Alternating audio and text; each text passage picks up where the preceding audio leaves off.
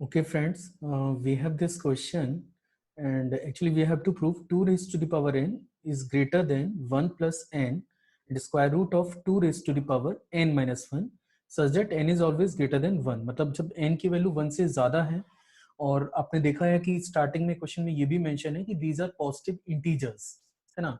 तो ऐसा नहीं कि आप यहाँ पे कोई भी real number, positive real number डाल सकते हैं, आपको n की जगह केवल पॉजिटिव नंबर ही यूज करने होंगे।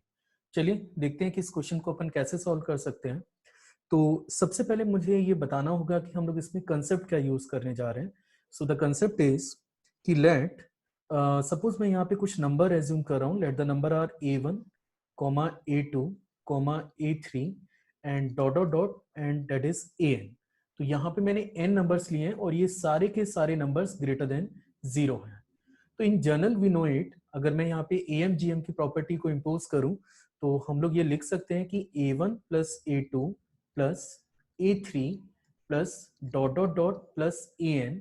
अगर आपने ये n पॉजिटिव नंबर यूज किए हैं तो इन नंबर्स का arithmetical mean is always greater और इक्वल टू होता है which is a1 into a2 into a3 and dot dot dot an, and that is nth root। मतलब n नंबर्स का arithmetical mean उन्हीं नंबर्स के ज्योमेट्रिकल मीन के बराबर या हमेशा उससे ज्यादा रहता है। अच्छा, इक्वलिटी की कंडीशन कब आती है? इक्वलिटी की कंडीशन केवल तब आएगी जब ये सारे नंबर इक्वल होंगे। फाइन, तब आप लिख सकते हैं कि भाई am जो है वो gm के बराबर होगा if a1 is equal to a2 is equal to a3 equal to dot dot dot and that is equal to an।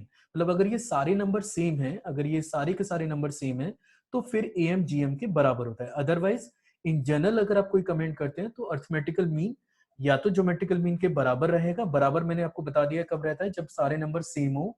Otherwise अगर कोई इंफॉर्मेशन नहीं है तो आप जनरल बोलेंगे कि arithmetical mean is either equal to the geometrical mean और it is greater than geometrical mean. चलिए देखते हैं, इस क्वेश्चन को शुरू करते हैं।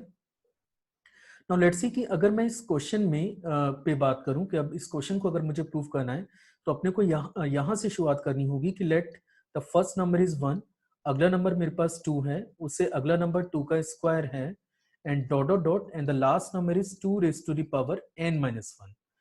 तो यहाँ पे पहला क्वेश्चन आता है कि ये कितने नंबर्स हैं। तो आप देख पाएंगे कि जैसे 2 की पावर 1 है तो यहाँ पे 2 टर्म्स हैं, 2 की पावर 2 है तो ये 3 टर्म्स हैं, और यहाँ पावर n माइनस 1 है, दीज आर n टर्म्स। तो डिवाइडेड बाई n, ठीक है, इन n नंबर्स को का अर्थमेटिकल मीन अगर मैं निकालूं तो इन जनरली वो ग्रेटर और इक्वल टू होता है इन्हीं n नंबर्स के ज्योमेट्रिकल मीन से। पर आप देखिए कि यहाँ पे कोई भी नंबर आपस में इक्वल नहीं है क्योंकि पावर इंक्रीज करती जा रही है। पहला नंबर 1 है, दूसरा 2 है, फिर 2 का स्क्वायर है। क्वेश्चन में भी दे रखा था कि n आपको ग्रेटर देन 1 लेना है, मतलब मिनिमम आप 2 ले सकते हो।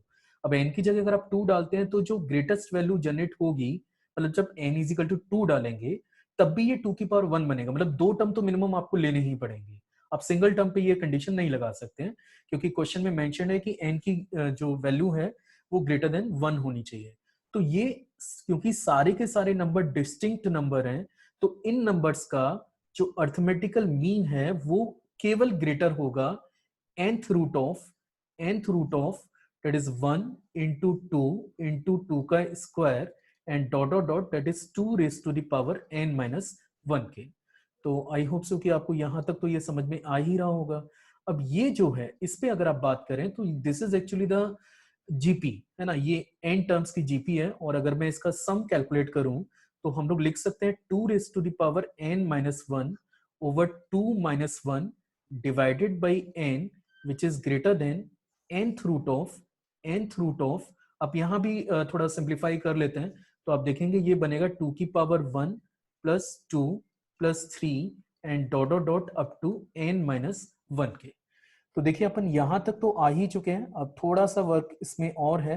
तो चलिए देखें आगे हम लोग क्या कर सकते हैं। तो फर्दर अगर मुझे इसे सॉल्व करना है तो आप ये लिख सकते हैं कि 2 की power n minus 1 divided by n is greater than nth root of. Now check it, ये क्या बनेगा, ये बनेगा 2 raise to the power n minus 1 by 2 के। अब देखिए मैंने यहाँ पे दो चीजें यूज की हैं, मैं दोनों को समझा देता हूँ। एक तो मैंने यहाँ पे ये जीपी का फॉर्मूला अप्लाई किया है, एक ये जीपी का फॉर्मूला अप्लाई किया है, और एक यहाँ पे सम का फॉर्मूला मैंने अप्लाई किया है।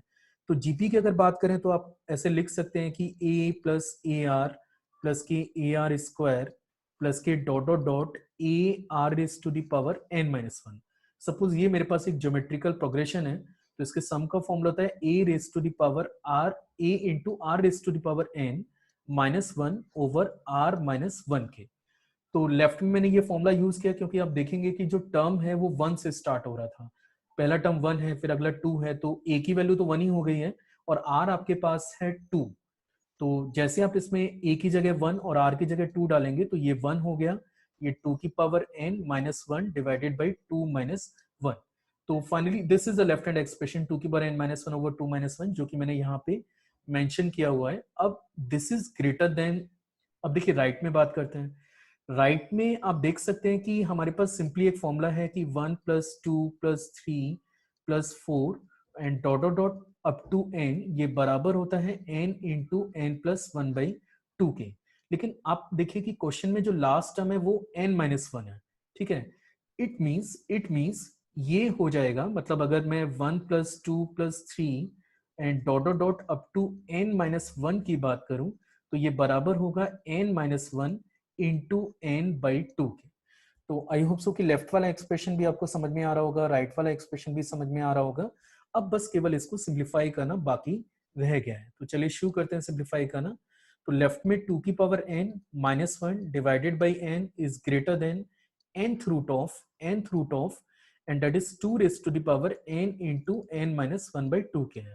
तो मैंने एक स्टेप फिर से वही नोट कर लिया है, तो कोई बात नहीं है। अभी चलिए आगे इसको सिंप्लीफाई करते हैं। आगे अगर मैं इसको सिंप्लीफाई करूं तो हम लोग लिख पाएंगे टू की power n minus one by n is greater than two raise to the power n into n minus one by two and total की पावर वन बाई एन के। सिंपल मैथमेटिक्स यूज किया है मैंने। इसके बाद हम लोग इसे लिख सकते हैं टू की power n minus one by n which is greater than two raise to the power n minus one by two, क्योंकि आप देखेंगे कि ये n से आपका ये n कैंसल हो गया। या फिर अपन इसे लिख सकते हैं two raise to the power n minus one by n is greater than square root of two raise to the power n minus one के। अभी क्या कर रहे हैं, इस n को आप राइट में ट्रांसफर कर लीजिए और जैसे आप इसे ट्रांसफर करेंगे तो टू की power n minus one is greater than n times of two raise to the power n minus one के।